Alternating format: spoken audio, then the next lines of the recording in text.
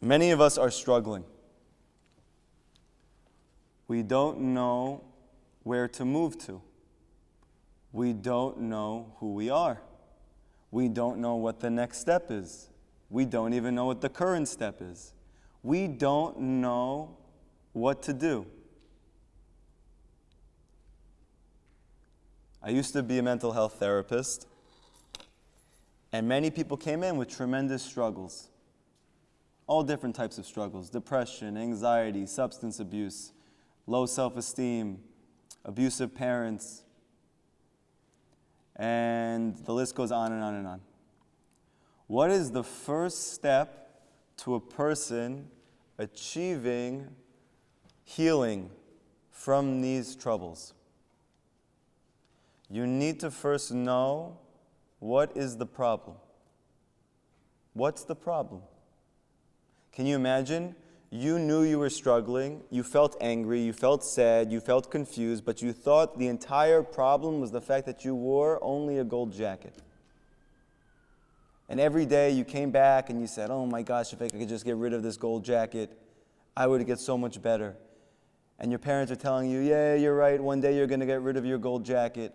And your friends are telling you, yeah, that gold jacket is the worst. It's not even in fashion anymore. But you can't get it off of you. And you're busy every single day trying to get rid of your gold jacket.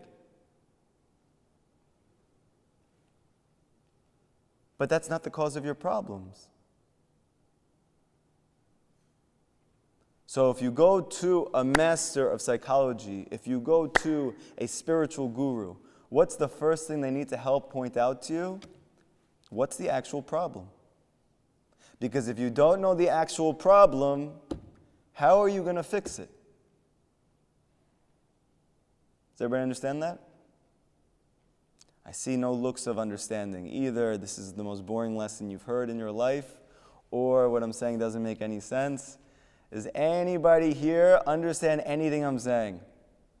Yes? I got one thumbs up. Thank God. Baruch HaShem. So what's the problem? So I'm going to take you back in time. You ready? We're going to fly to a place called Eretz Yisrael. There was a man there. His name was Yaakov. His name was Yaakov. His name was Jacob. Jacob is the father of all the Jewish people. We are named after him. We are Bnei Yaakov, the children of Yaakov. We are Bnei Yisrael. And Yisrael is another name of Yaakov. Whatever way you slice it, we are the descendants of a person whose name was Jacob. Why is it that we come from Yaakov? We don't come from Yitzchak. We don't come from Isaac. We don't come from Abraham, even though we do. Why don't we call ourselves in their name? So this is a very important principle. Whatever Yaakov experienced in his life, from the beginning of his life until the end of his life, every single Jewish man, woman, child, and elder experiences the same exact thing. For this reason, we're called the children of Yaakov. In the Torah, there's a big secret. When you see that somebody is the child of, the daughter of, the son of, it doesn't just mean that they are their physical progeny, that they are their physical son or daughter. It means that they are the product of them. That whatever they are, they give birth to this reality called Sarah, called Rivka, called Abraham, whatever it is. And I'm going to give you a practical example in a second. The fact that we're called Bnei Yaakov means that Jacob gave birth to us. That whatever Jacob went through in his life, we are actualizing in every one of our personal lives. So the key to us understanding what our problem is, and the key to the solution to the problem, we need to look at Yaakov's life very carefully, and specifically one moment in his life. First off, we need to understand that Yaakov had challenges and difficulties since he was in the womb. Even before he came out, he was already struggling. And by the end of Yaakov's life, when he gets to Mitzrayim, when he gets to Egypt, and he's very old at this point, he sees Paro, who was the king of Egypt, And even before Paro said anything, he said, I know I look tremendously old because I suffered so much in my life. Every single Jew goes through tremendous trials and tribulations in their life, just like Yaakov.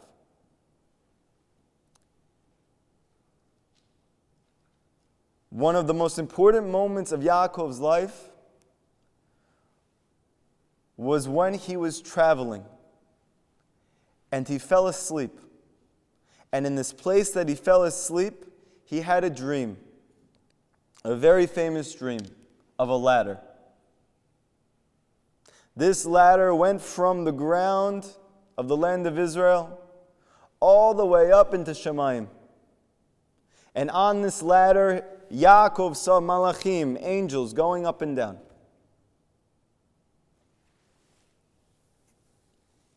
And when he woke up, he said, I didn't even know HaShem is in this place.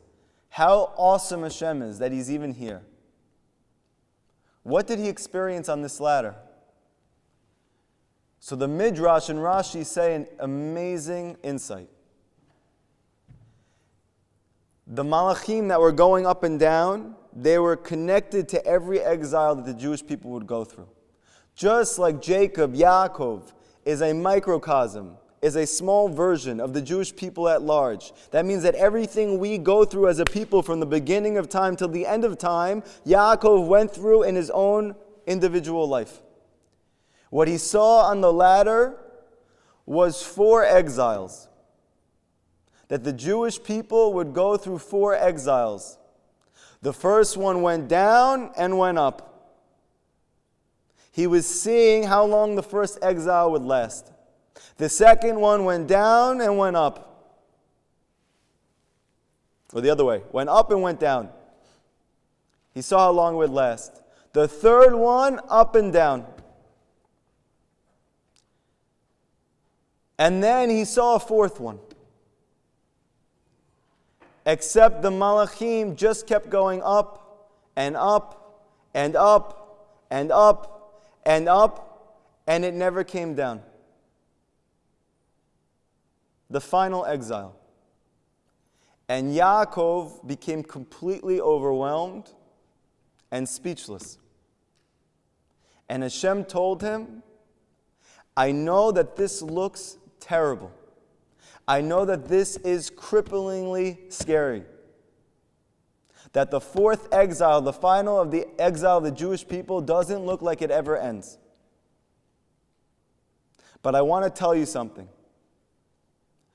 I am going to go down with you into exile, and I'm going to take you out. I'm going to go down with you to exile, and ultimately I'm going to take you out.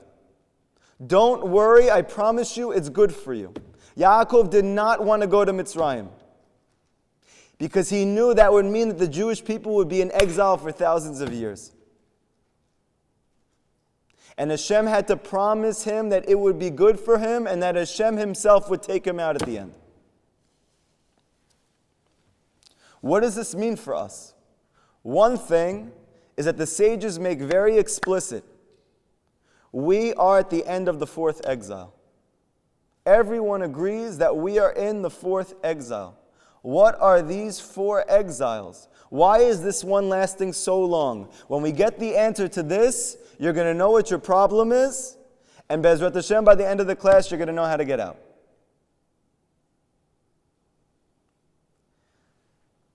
Rabbi Nachman of Breslov has an incredible insight. In the Gemara, in Bava Kama, it says that there's 4 types of damages, legal damages, that a person needs to pay for, be responsible for, take care of, be watchful over. What are these 4 principal damages? And what does it mean that there's 4 principal damages? It means that every damage that there is in the world has to come from these 4. One is man. That means direct damage. 2 is fire. that a person needs to be aware that fire is combustible, and that you need to protect and make sure that any fire that you might cause does not negatively affect anyone around you, because if it does, you're liable for the damage. It's on you. Fire. 3, animal. Your property. Anything that you own that might damage or hurt someone else, you're responsible for. What's the 4th damage? It's called a pit.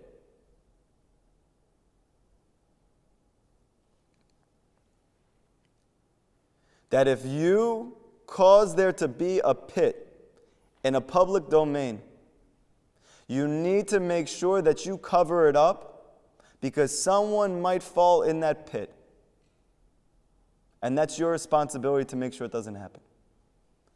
Every damage, legal damage in the world is rooted in these 4 damages. Now listen to what Rabbi Nachman says.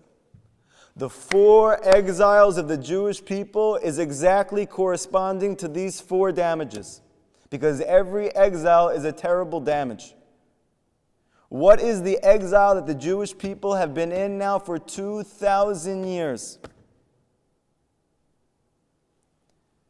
The sages call it Edom, Rome, or Western civilization. What is it called in terms of these damages? The pit. It's an interesting thing. The first 3 exiles last a couple hundred years, 70 years, nowhere more than that. And for some reason, this 4th exile, that the Malach keeps going up and up and up and up and up, it lasts 2,000 years. And I thought to myself after reading this, and I've thought about it for a long time since then, why should a pit last 2,000 years? And the other types of damages only last 70, 100, 150 years. It was always brutal. But this has been so long. And again, what does that mean? That it's not just collectively. It means you are in the pit. Every single one of us is in this pit. If we weren't, then the exile would be over. How is a pit different than the other ones? This is what HaShem had me come up with.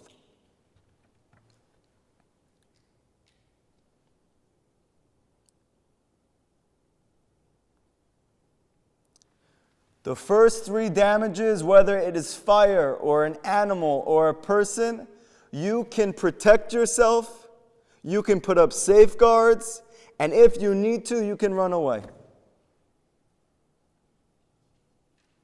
But a pit, you can't go anywhere. You can't run from it. You can't climb from it. You can't protect yourself from it because you drop in by accident.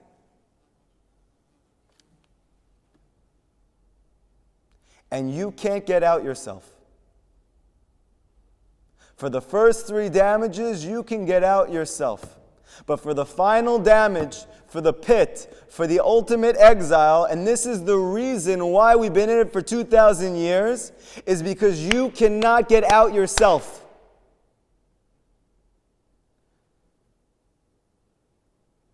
Why should that make the exile last so long? Because everyone refuses to give up on getting out themselves. Nobody wants to admit that they have a problem.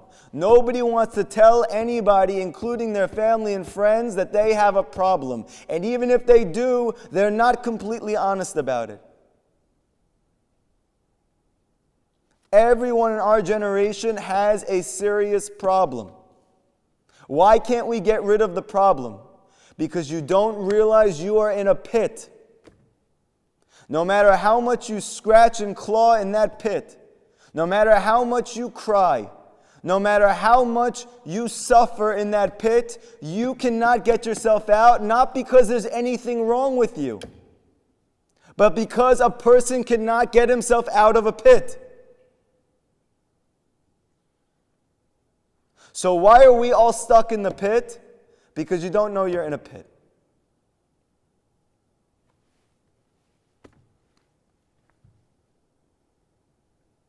That's one factor. What's another factor? Necessarily, you're going to need somebody to take you out.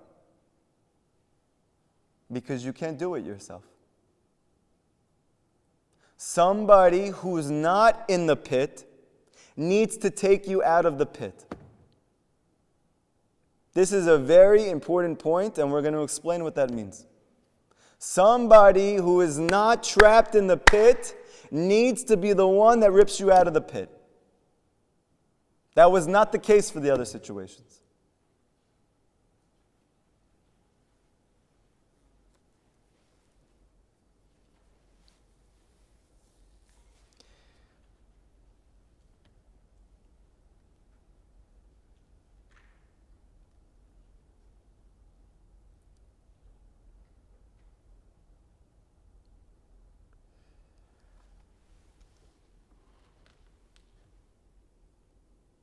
What happens if everybody around you is also in a pit? How do you ever get out? If everyone's in a pit and nobody knows they're in a pit, and you're also in a pit, even if you have 100 people in a pit, you can't get out. You need someone who's not in the pit.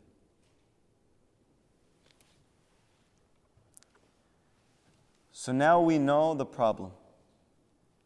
We're trying to be self-sufficient. What does this have to do with Edom, with Rome, with Western civilization? How does that have to do with a pit? What does the secular world teach you? You are in control of your destiny. Newsflash, you are not. Why is it that we're all struggling? Sad, confused, anxious, terrified of what's going to be next. Because we are trying to make something happen when we can't. Only HaShem can. The reason this exile lasts so long is because the Western civilized world has everybody convinced that we are in charge of our lives. And if someone comes and tells you different, this person is living in the past thousands of years ago. He's confused. He's not educated. His head is under the dirt. But you know what the truth is? The more radically Western any country, civilization is, the higher rates of depression they have, the higher rates of anxiety they have, the higher rates of stress they have, the higher rates of illness they have, despite the fact that they have more money. Why? One simple reason. Rome, Edom, Esav teaches you, you are in control of your life. And if you're in control of your life, you're responsible to get out. But this is the trick of Esav. Do you know why?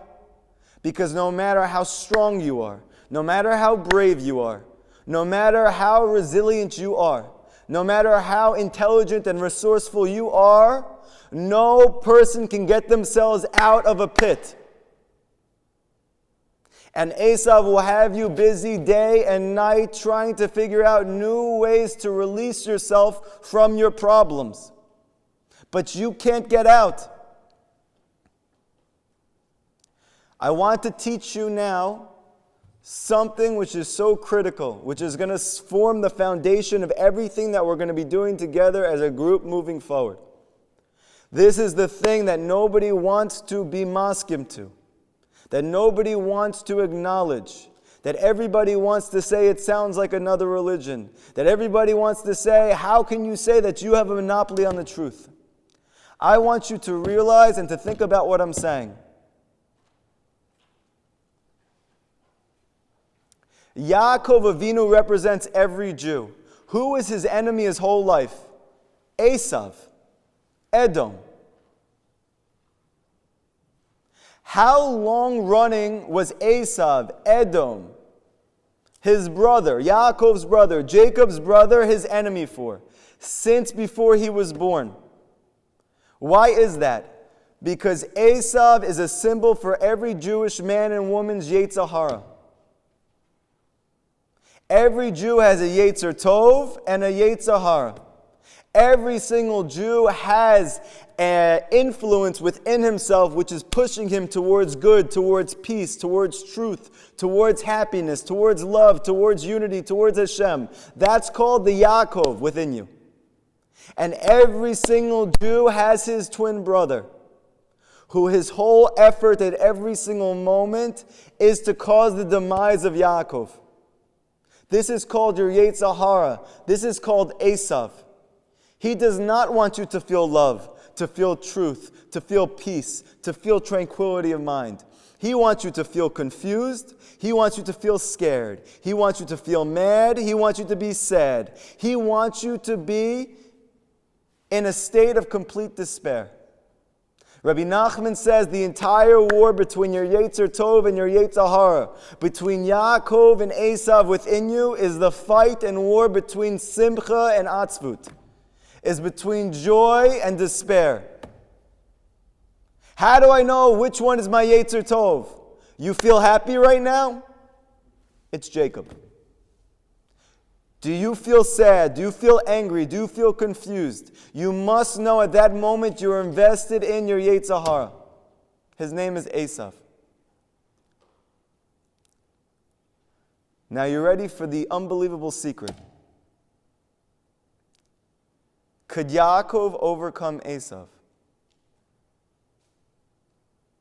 No.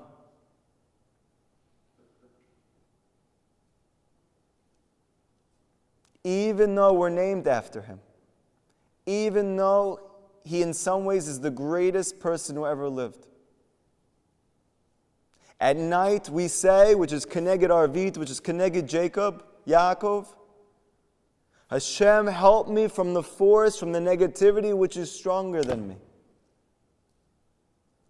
Esav is stronger than Yaakov. So what did Yaakov do? He searched and searched for his wife, whose name was Rachel. Rachel represents every Jew's emunah, every Jew's faith. Yaakov represents truth. You are looking for emunah. You are looking to marry Rachel. Why?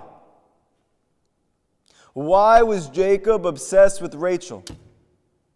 Why, even though he married Leah, he worked another 7 years? And even after that, he worked another amount of years, until the extent that he ended up working for a person who was changing his wages and taking advantage of him for 20 years. 20 years that you know you're being taken advantage of at every moment, but you won't let go until one moment. What's the one moment that Yaakov was waiting for? To give birth to Yosef. He would not leave Lavan's house until Rachel gave birth to Yosef. And the Midrash and the sages teach the only reason he wanted Rachel so bad is because he knew Yosef would come from it. Why was he obsessed with having Yosef? Because Yosef is the only person in the world who's not scared of Esav. Because Yosef is the only one with the spiritual power, with the holy chutzpah, with the resilience, with the clarity of mind, to be able to look Esav in the face and to stare him down until Esav cowers away.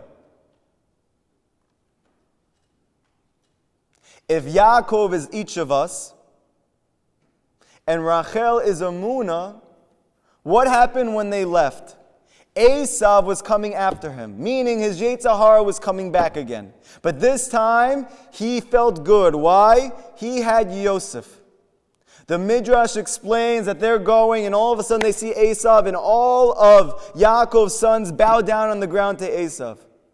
Why? Because nobody can overcome Esav. And what does the Midrash explain that Yosef did?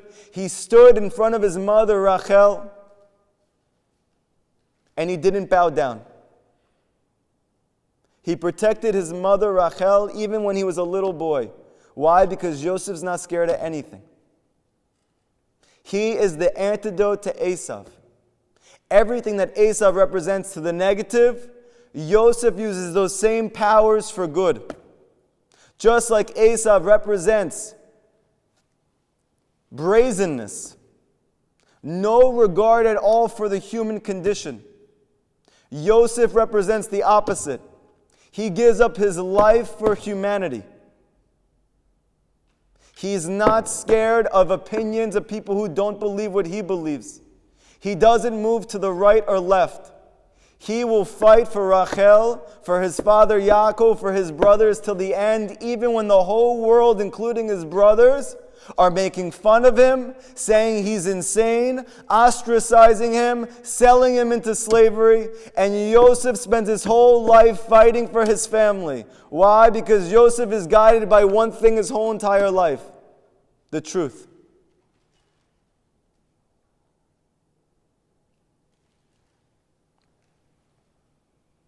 Who is Yosef? He is the Tzaddik Emet. He is the true Tzaddik.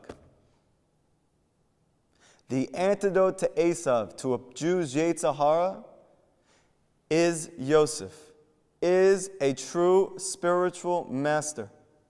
A person who's not afraid of anything. A person who will fight day and night for you to be freed from your brother Esav. And it's no fault of ours that we can't get out. Yaakov could not get out. He would not leave that home until he gave birth to Yosef.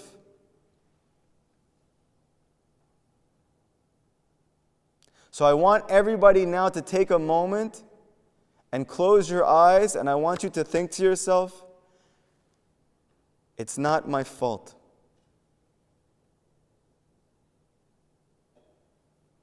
It's not my fault. You were not built to get out of the pit on your own. You can't. You need someone who's not in the pit, who's never been in the pit. His name is Yosef. Only Yosef can take you out of that pit. It's very clear at the end of days that the Midrash says what is going to end the exile of the Jewish people? It is going to be the children of Yosef. Mashiach ben Yosef. What is he going to do? He is going to murk out and kill Edom. Western civilization. What does that mean? He's violent, he's physical. I thought he's Jewish. He's like reading, he's learning, he's like moving back and forth, and he's talking to people. Rabbi Nachman says the Mashiach doesn't have to lift one hand in order to bring redemption. So what is he doing? Western civilization is a state of mind that you control your life and that you can free yourself from your own problems.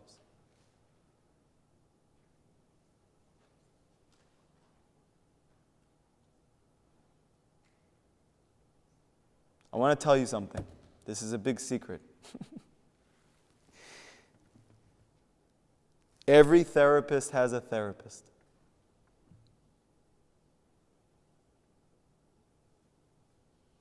They're not going to tell you that because then you're going to feel, why am I going to a person who also needs help? And their therapist also has a therapist. Why? Because we're all in a pit. And everyone is trying to be self-sufficient. But as soon as you can acknowledge the fact that you can't get out on your own, and you don't have to, that's the beginning of your freedom. My whole life I suffered the greatest suffering that could be, all from my own mind. That I was obsessed with saving myself and saving those around me. And here is the newsflash. You can't, and you don't have to. How do you get out of a pit? You have to first allow yourself to be vulnerable enough to scream, I need help. How else are you going to get out of that pit? Nobody's going to see you in that pit. You're very far down. Imagine you're in a pit, right? What are you going to say to yourself? Oh my gosh, how did I get in here? How do I get out of here? Let me try this. Oh, I'm not good. Why am I doing this? Oh, there's something wrong with me. No, there's nothing wrong with you. You're in a pit that's very far low. There's only one way to get out of that pit. You need to scream out of that pit. And if you scream out of the pit, it means you're admitting you can't get yourself out. That is the beginning of getting out. Who are you screaming to? HaShem. Because HaShem told Yaakov, I'm going down with you. And there's going to be multiple Mashiachs. There's going to be Mordechai. He's going to take you out of Persia. There's going to be Matisyahu, who's going to take you out of Greece. But in the end, who is going to take you out of Rome? I am. You know why nobody sees the Mashiach yet? Because it's HaShem. Your Redeemer is waiting to hear from you. You're in a pit. Go scream to HaShem. Number one. How are you going to have the confidence to do that? The whole world is not busy doing such a thing. Somebody came up to me in the woods.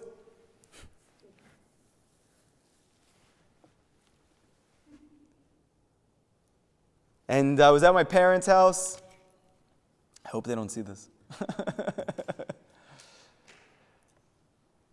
And I'm singing, and I'm clapping, and I'm dancing in the woods, talking to Hashem for an hour. And all of a sudden, police cops surround me. Or should I say, the local park rangers, who probably have only been in Dunkin' Donuts for the past 20 years, and they had their first case. Guy comes in, comes up to me. What are you doing? I'm talking to God. What do you mean? I meditate every day for an hour. And in the meditation, I talk to God. Tell me more. Yeah, I talk to God. I say thank you for everything in my life. I tell him what I'm struggling with. I ask him for help. And I sing, and I dance, and I clap. And this is therapy for me. He said, don't you think it's a little weird that you're in the woods right now, and your meditation consists of you clapping and dancing and singing? Don't you think that looks and is bizarre? I said, no, but I could totally see how you would. But I left there, and I had the biggest chidush, the biggest revelation. How normal is it to go see a therapist? How normal is it to pay $100, $200, $300, $400? How normal is it to be on psychiatric medications that were created by a person who has no idea how they work and the side effects that take place? That's all normal. That's as normal as it gets. But if you actually had a way that you didn't need any medical help whatsoever, not from the psychiatric community, not from the medical community, not from the psychological community, not from any community, you don't need to rely on anybody to be healthy. You can simply go outside and make yourself happy. That's insane. That's crazy. That's bizarre. Why is that bizarre? The answer is one thing. Edom. Western civilization. Rome. which is fine telling you that the most normal thing in the world is for you to see 1,000,000 doctors and to be on 1,000,000 medications. And even though you have side effects that are worse than the actual disease, and even though that they admit that the medications don't actually heal you, they just help you deal with the symptoms. But that's the only normal thing to do. And if you had some type of thing that allowed you to go outside and just to be happy, that is insane. I'll go one step further. What does a person in the secular world do? He works all week, day and night, hates his job, hates his life. Why? So he can have 2 days at the end of the week to spend the money that he made during the week, so he can get his friends over, so he can get drunk, so he can hang out with them, so he can be happy, and they can sing, and they can dance, and they can clap in private. That's normal. But me, that I'm happy like that without being drunk, and I don't have to pay for it, that's insane. Think about it.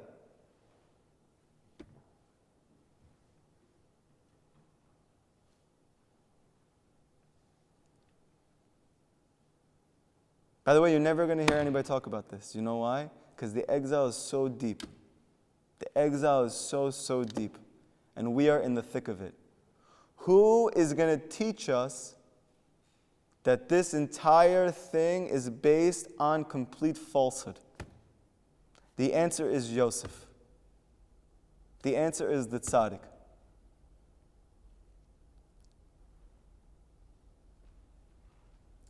People want to know, I have issues with anxiety, I have issues with anger, I have issues with lack of faith, I have issues with this, I have issues with that. Your answer is very simple, Yosef.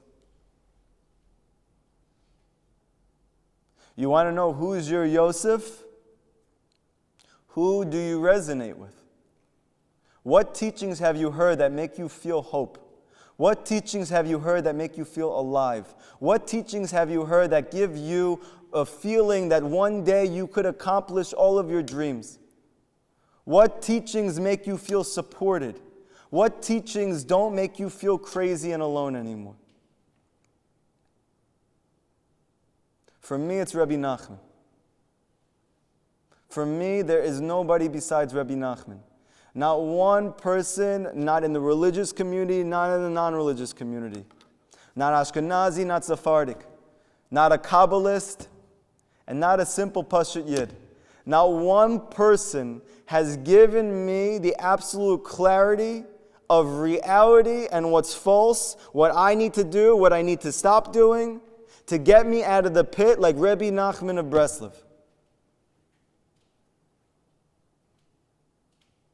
Many people resist this. Why? Because there's many tzaddikim. We have books of all of them.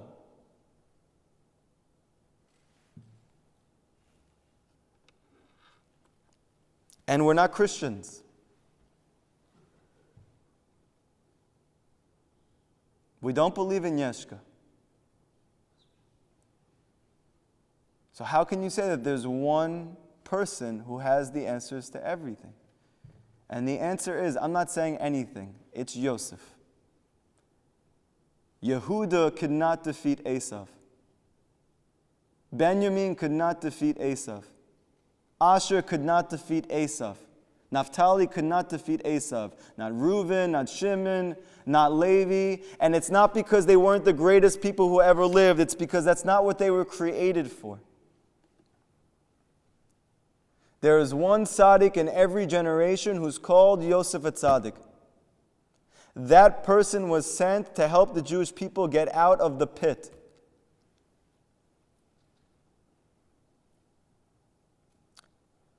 So how can you scream to Hashem and be sure He's going to listen?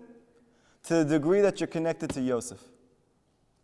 The more you hang out with Yosef, the more you're going to feel confident to scream out of the pit. People say all the time, but it's not normal to go outside and to go talk to Hashem. That's not normal. But I have work, I have a family, I have plans in my life, I have things that I want to do. I want to go golfing with my friends today. What about lunch and dinner? I want everybody to just imagine, if they could, that Hashem is not above, He's not below, He's all that there is. And He's not a he, He's not a she, He's not a we, He's not a me. I want to see how far I can take this. And I think that's it. He's no thing. He's not a thing. He's everywhere and He transcends everything. You want to know how is it that Hashem can hear me from wherever I am? Because wherever you are, Hashem is there.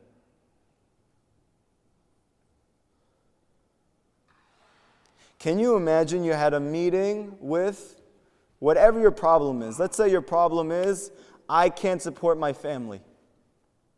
Okay? I can't physically support my family. Or let's say I have a job. I want to be a lawyer. What's the best opportunity for you to be the best lawyer? You learn from the best lawyer. You ask him for advice. You ask him for help to get you in the school that gets you there.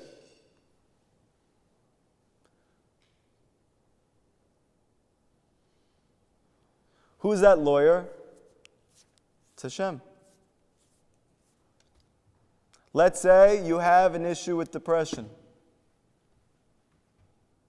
What's your key to getting rid of depression? You go to the person who gives you healing. Who gives healing? Hashem says in the Torah, Ani Rofeh. I am your healer. So can you imagine that you're on Yelp looking up 1 million doctors, like I used to do? This therapist, this psychiatrist, this type of help, acupuncture.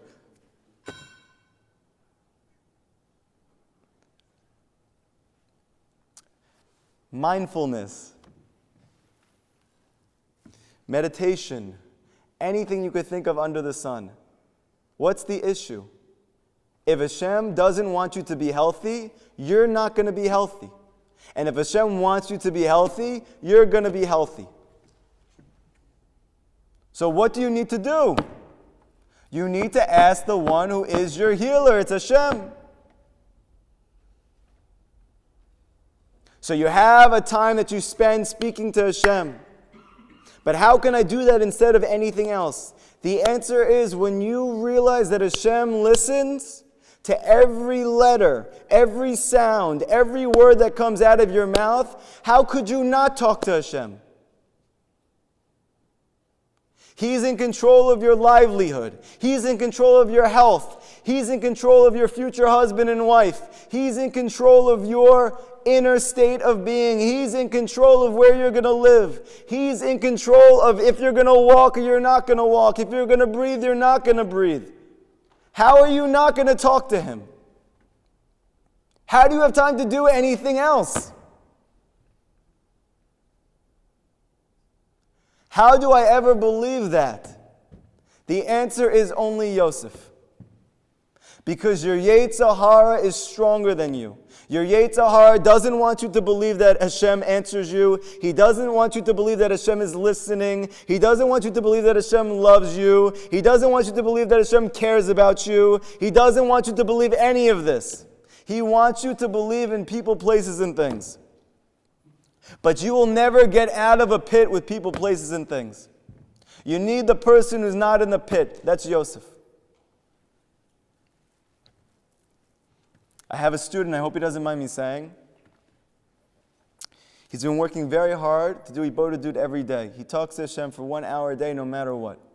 And even when things go on in his life and then he's not able to learn, he's not able to do this, not able to do that, but he holds on to that Ibodedut, that 1 hour with Hashem, no matter what. Sometimes it's fun, sometimes it sucks. Sometimes he feels like he's connecting. Sometimes he thinks he's just talking to a tree for an hour. But he doesn't give up on it. This past Shabbat, it was getting towards the end of the Shabbat, and I felt a ruach within me that person needs a phone call after Shabbat. I just felt I have to call this person after Shabbat. Shabbat ends. And I said, can you talk now? He said, I'm not sure, but I really need to. I said, I know that.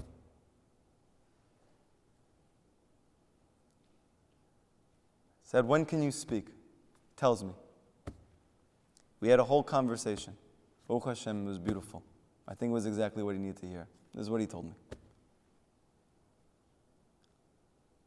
I told him like this.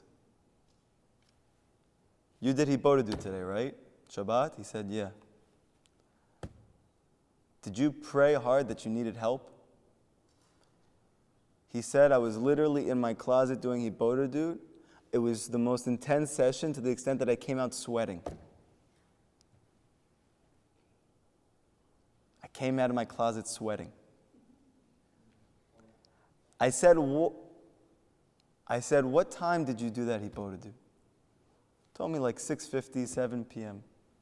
It was the exact moment that this ruach entered me that this person needs a phone call, that he needs help.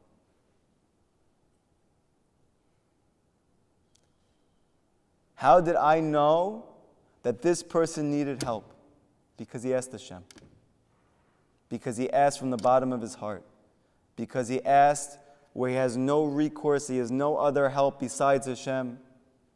And then HaShem places a ruach in a person that has the answer to his question, to his problem.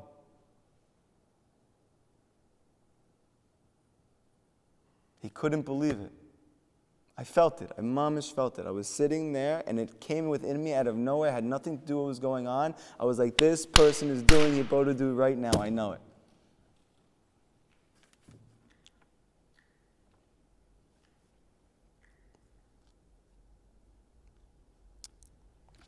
So how do you connect to Yosef? How do you connect to Rabbi Nachman? You need to learn his wisdom every day. But you're going to say, wow, that's too intense. But what about school? And what about my husband and my wife? And what about my sports and my clubs? And what about my working out? And again, the answer is very simple. You do whatever you want to do. But your Yetzer Hara is stronger than you, no matter who you are. And your only way to beat him every day is Yosef. That means learning Rabbi Nachman's wisdom every day. It doesn't mean you're doing it for hours.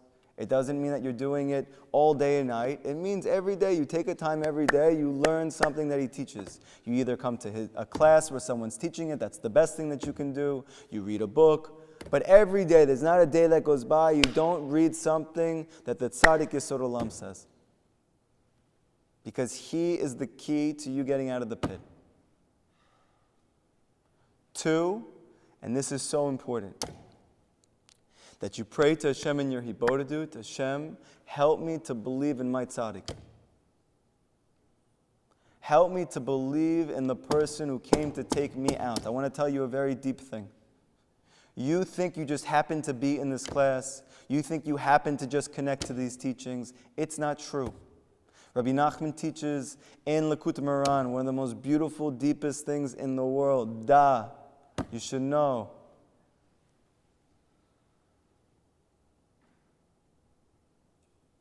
Yesh Sadeh, there's a field. There's a field. And there is a master of the field who is busy only with getting people who have fallen outside of the field back to the field.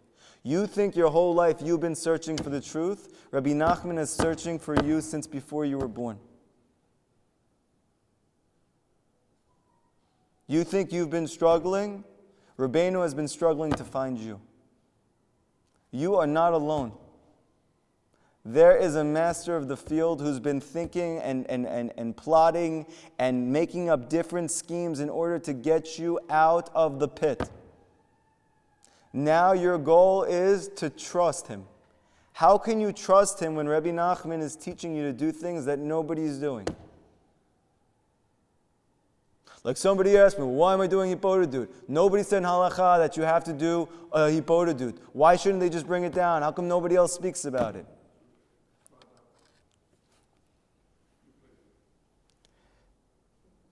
So first of all, it is brought down in a few places. And the Rambam himself says clearly that Shachrit, Mincha, and Arvit are not replacing Tefillah, they're replacing the Korbanot. But the bottom line is it's not about that. It's about the fact that Yosef is different. He was different than his brothers. The way he thought was different, the way he acted was different, the way he felt was different. Everything he did was different. But in the end, the only way you got out of Egypt and through the exile and through the challenges and difficulties was from Yosef. So your 2 keys to getting out of the pit. You ready? Actually 3 keys. 1, again, you need to recognize that you're in a pit and that you yourself can't get out on your own. 2, you need to scream out to HaShem for help. That means physically taking a time every day that you're calling out from your pit and you're telling HaShem your situation and you're begging HaShem for help. And 3, that you understand that the person who needs to take you out from the pit can't be a person who's in the pit. He needs to be a person who's not afraid of the pit. He's never been afraid of the pit. He's been living above the pit. He stares the pit down every day with no fear whatsoever, and he is the Sadiq. And you need to find whatever possible way you can to connect to that Sadiq in your life, that spiritual master, that best friend, that guru. And you ask HaShem, HaShem, please, I'm listening to these classes, I'm learning these teachings, I feel that there's truth here. But Rabbi Nachman is so demanding. An hour a day that I talk to Hashem, it's so much that I shouldn't watch and listen to secular wisdom. That's all that there is. What else is there? Nobody else is telling me to do this. Ask Hashem, beg Hashem to help you trust the person you believe has your answers, even if his answers are different than everybody else. And again, newsflash, if the answers are what you thought they were, then you would have gotten out of the pit already. I'll end with this story.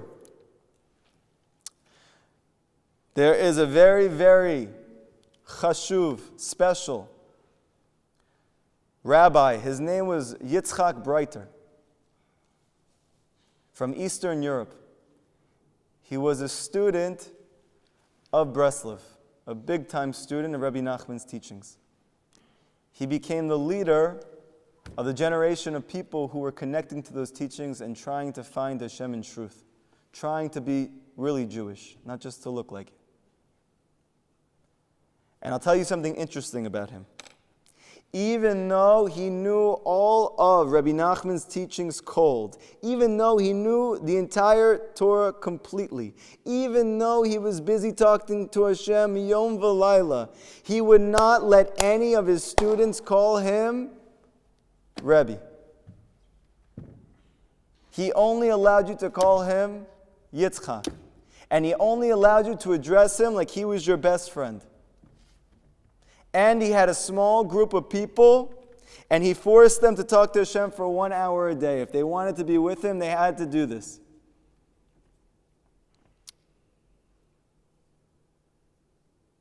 Why is he able to not be called rabbi? Why is he fine being a leader of men, being so learned, having achieved such a high spiritual level, but he doesn't care about himself at all? The answer is there's no way to attach to Rabbi Nachman of Breslov in truth unless you are completely humble. If you still think that you can get yourself out of the pit, you will never experience the light of Rabbi Nachman. And you will think that all of his followers are crazy. Yitzchak Breiter. Amazing story. You ready? And then we'll end.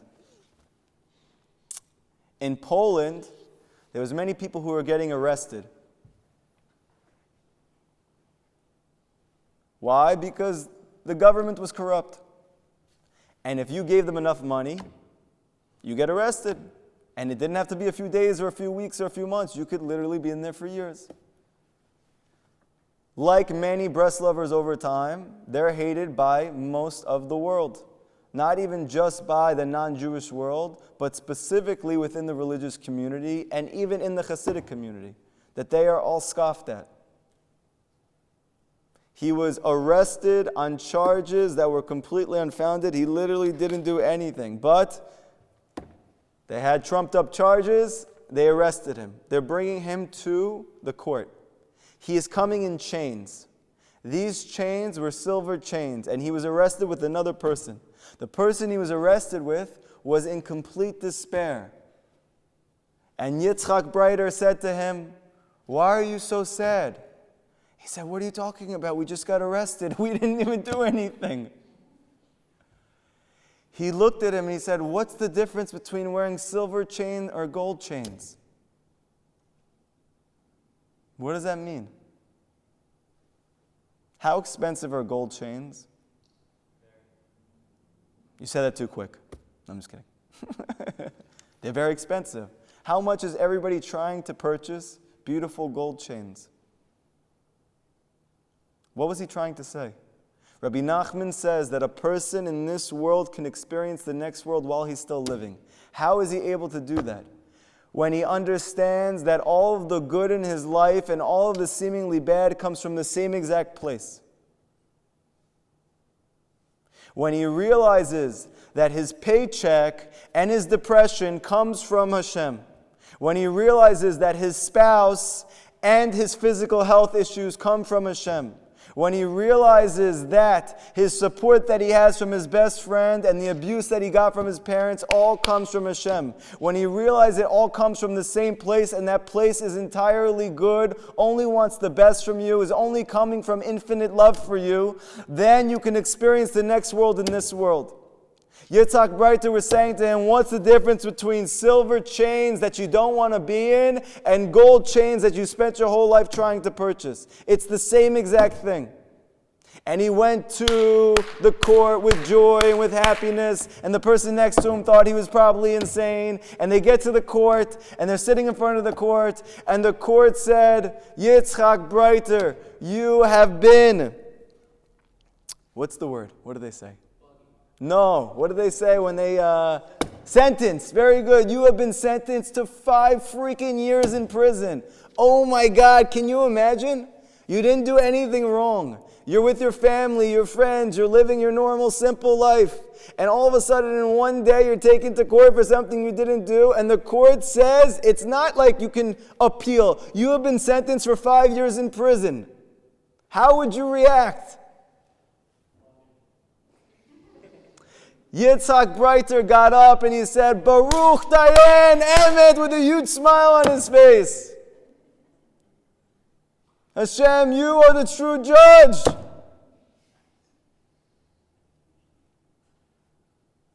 And he happily went to jail. He's in jail. As soon as he gets in, what do they do in this jail cell? They cut your hair. I wonder how you know that. It's not because you're Bukharian? Ah, okay. I know. It's okay. Yeah.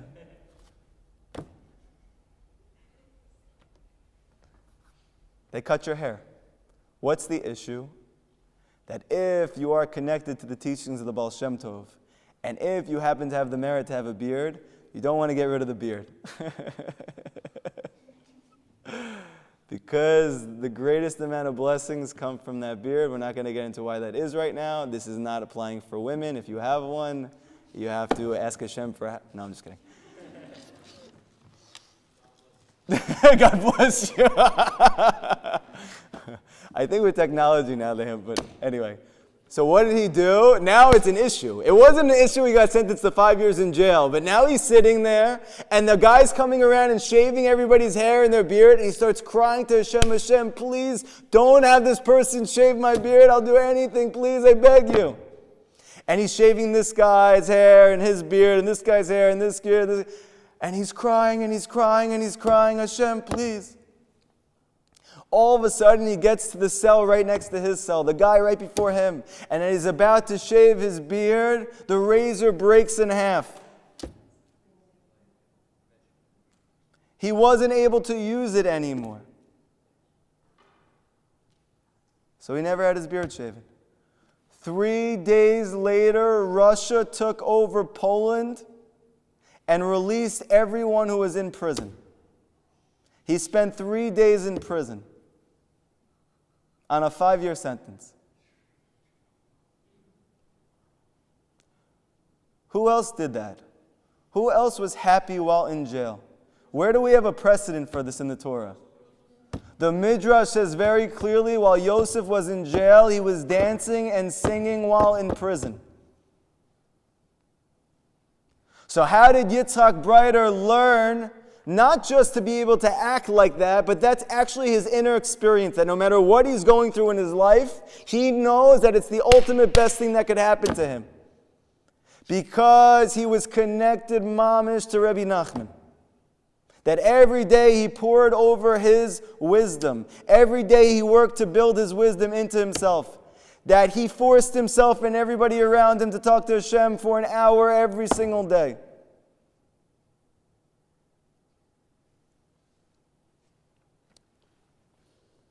Any questions from tonight's class?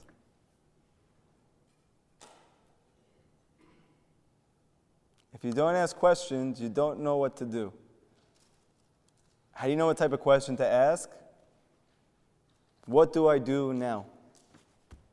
What can I do now? Practically. Anybody? Can you clarify, like, the extent that we're supposed to exert our effort, and to the extent that we're supposed to, surrender and get Hashem in control? Oh, that's a great question. You hear the question? How do I know the balance between exerting effort, what in Torah they called hishtadlut, and surrender, what we call being modeh? Can I tell you who has this question? Every person in the world. Every single person who has come to these classes for the past few years and learns Rabbi Nachman's teachings has this question. How do I know when to push and when to pull? How do I know when to exert and when to release? How do I know when to fight and when to accept?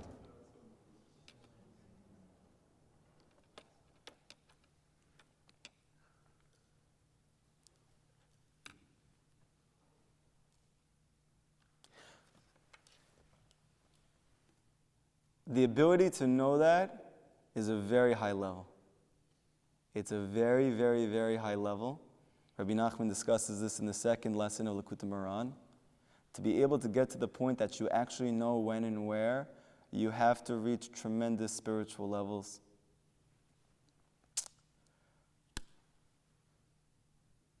Rabbi Nachman says there that the key is tefillah.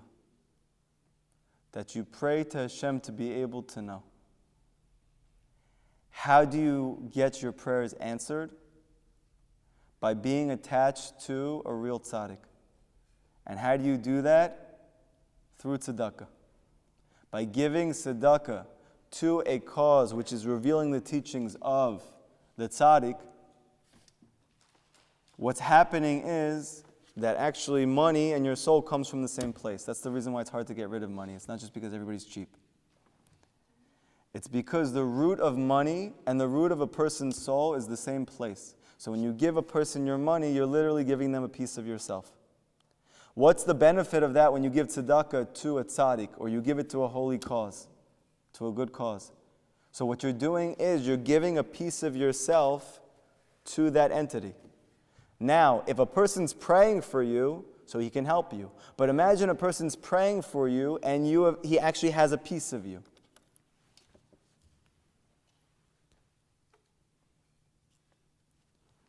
So, what does tzedakah mean? It means money. I give money to this person to be able to reveal these teachings to more people, to help more people. That's the number one primary. Let's say I don't have that. Let's say I don't have money to give, or it's very little. What's he going to do with the money? He's going to use it to help other people get out of the pit. So if you simply bring other people to hear his teachings so they can get out of the pit, you're in essence fulfilling the mitzvah of tzedakah, because that's what he'd be using it for anyway. Let's say you can't get anybody to come and you don't have money. How can you give tzedakah? By giving yourself. I'm giving myself over to the tzaddik. What he teaches me to do, even though it goes completely against nature, completely against what the world teaches, completely even against what rabbis teach, or at least explicitly. By you giving yourself over to it, it's like you're giving tzedakah. And now the tzaddik is able to help you. And you're going to say, but Rabbi Nachman's not alive. And the Gemara says not like that. The Gemara says very clearly that tzaddikim are alive even when they're not here, and that Rashayim, people who are not connected to HaShem, are dead even when they're alive. The Zohar says if it was not for the prayers of tzaddikim every single day, the world wouldn't continue to exist the next day. This is just one space. This physical world is one space.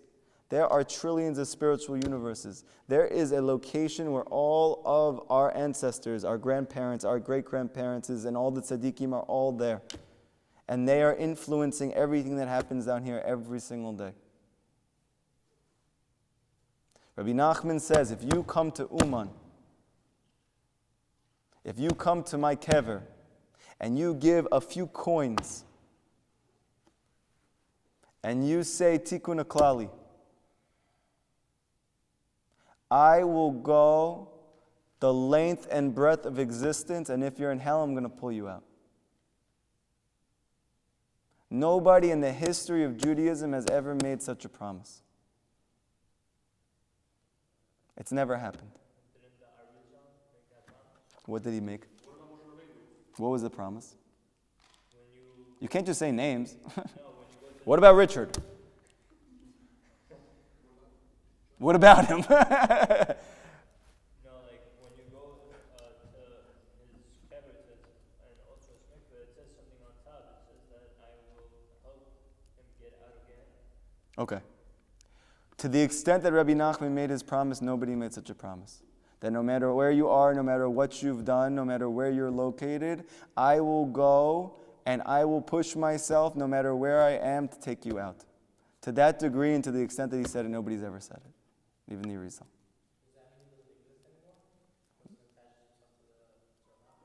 What do you mean doesn't exist anymore? No, you can ask, go ahead.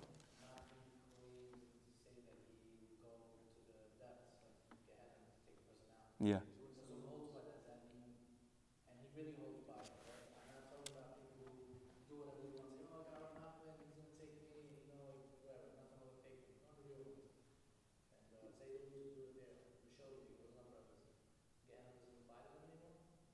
Rabbi Nachman says, I'm going to take you out. Yes.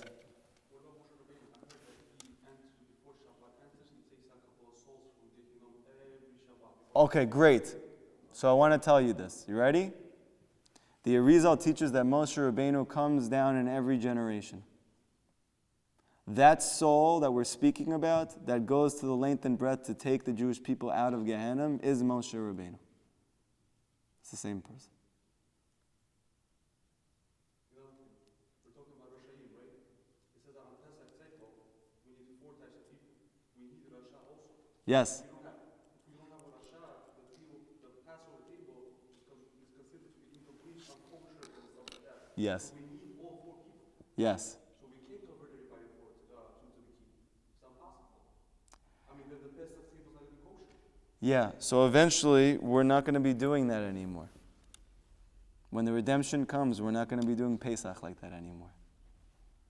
Kulam Sadiqim, the Jewish people are Kulam Sadiqim. I just want to see if they have questions as well, and then come back. You guys have any questions? Go ahead.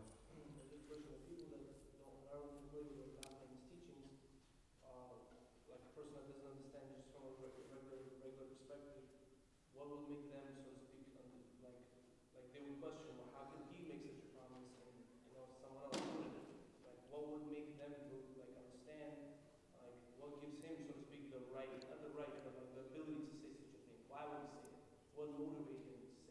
Right. Okay. So this is a loaded. This is. You think he's promoting something? Yes. So this is, first of all, this is a loaded question. Not a bad one. It's a good question. The only way to understand how Rav Nachman could say something like that is to live by Rabbi Nachman's wisdom and realize that every single thing that he says is true. When you experience that every piece of advice that he gives works, when you experience that everything that he says resonates as true, then you can understand how a person like that can make such a promise. I always tell people this all the time. I'm not a salesman. I didn't leave my job as a therapist. I didn't go to school for 6 years so that I can be a Torah teacher, so that I could sell people on something that's not real. I'm doing this because I believe, mamish, that the wisdom of Rabbi Nachman can save the whole world. Save the whole world. And by the way, I'm not the first one to think that. His first student, Rav Natan, his main student also. He stayed by him in the beginning. He's like, wow, this is amazing. And then as the years went by, a few years later, he's like, wow, this is not just for breast lovers. This could save the whole Jewish world. And then it came to the point, this is not even just for Jews. This is for non-Jews. This is for anyone. This is universal truth. This is something that the whole world can connect to. So the answer is, I could give you an answer, but that answer won't resonate as true unless you live with the teachings. How do you see a proof? If you go to Uman, by the way, they have girls' trips as well. I don't know if you guys know that. They have beautiful girls' trips. Hanukkah, I've heard amazing things about these trips, life-changing trips. It's not just for men, it's for women also. A lot of women have life-transforming experiences by going to Rabbeinu in Uman. But the only way a person can actually internalize how it could be that such a person can say such a thing, the only way to know that is actually to experience the truth of his words. And how do you do that? By attempting your best to live with them. Does that make sense? You look unsatisfied. This is the whole point. Yosef is not going to be understood by everybody. Rabbi Nachman said very clearly that until the exile ends, nobody is going to understand the beauty and the greatness of Breslov. Everyone is always going to scoff at these teachings and the people who follow them. And only when the Mashiach comes is everybody going to realize what happened. So if a person, and this is part of getting out of the pit, if a person really wants to leave the pit, he needs to be willing to go and do whatever it takes, even if the whole world tells him it's not like that. Because if I listen to any person, even very, very high-level spiritual people who have been learning for 5,000 times longer than me,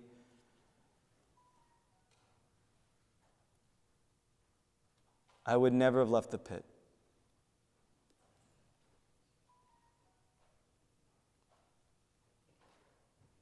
Any last questions before we end?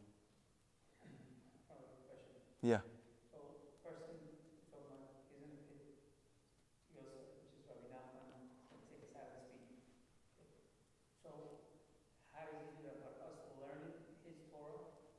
So, as soon as we start learning his Torah, do what he does, what he says, and then we get out of the pit. By learning his Torah in order to do it. This is the key. How do we know that we got out of the pit? You're going to know.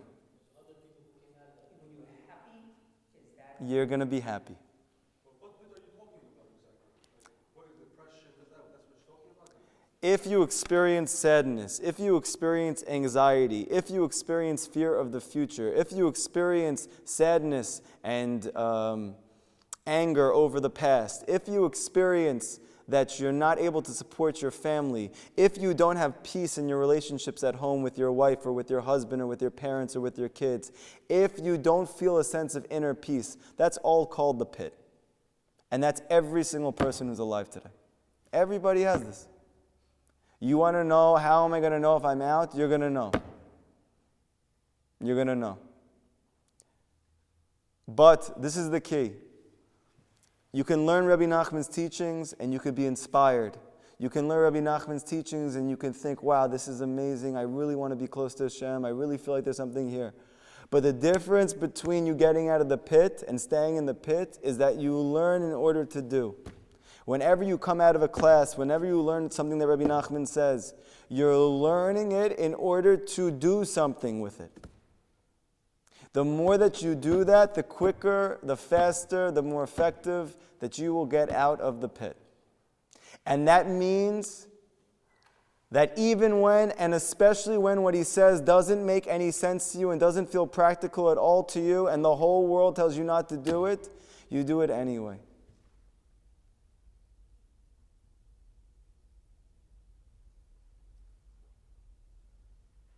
Okay, everybody have an amazing night. Last thing before we end, okay?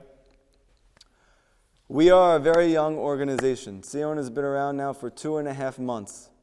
We don't even think we're scratching the surface. We don't even think we're scratching. We don't even think there's a surface.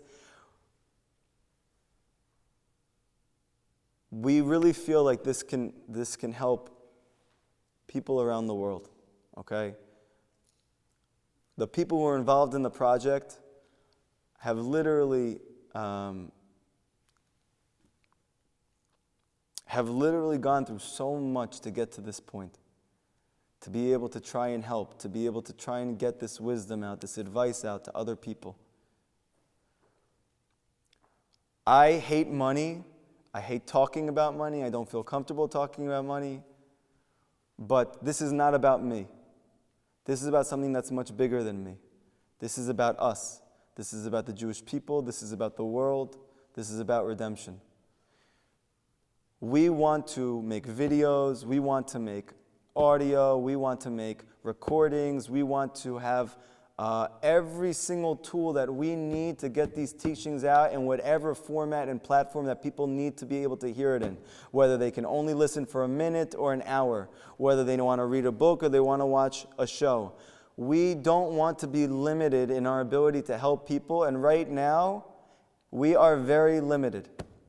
And even with that limitations, the amount of impact that it's been able to make literally around the world, and I'm not lying, has been incredible. I'm getting emails from people in Spain. I'm getting emails from people in Israel. I'm getting texts from people in Florida and Chicago of people who tell me that they're literally living on these words. Jews, not Jews. Religious, not religious. And that's with no money. Imagine if I could hire people who actually can do a job for us. That they can make videos, that they can be ahead of Instagram and YouTube and all of the different technological platforms that are out there that people are listening to. Because the truth is, I don't want this to just help people that have the zchut to know because they're around. The whole world should know. Why should we suffer when we don't have to suffer? Why should everybody not know that there's a pit and there's a way to get out of the pit? We need financial help. We just do. If anyone can help or anybody knows someone else who can or wants to help, whether that is a one-time donation or a weekly donation or a monthly donation, anything that you can do at this point would tremendously help us. And the more you can give, the more you would help us. And it's not about me and it's not about you. This is much bigger than all of us. There is a huge zchut in this. Look at this. This has just been 2 weeks, a week, I don't know. We want to pack this place. We want to be pushed out of this place because it's not big enough. I want to go across the entire world and teach people about Rabbi Nachman. Teach people about redemption. Teach people that there is hope. How many people do you know that are suffering from anxiety, from depression, from self-esteem issues, that are seeing psychiatrists and psychologists? Anger, confusion, it's the whole world. We have something.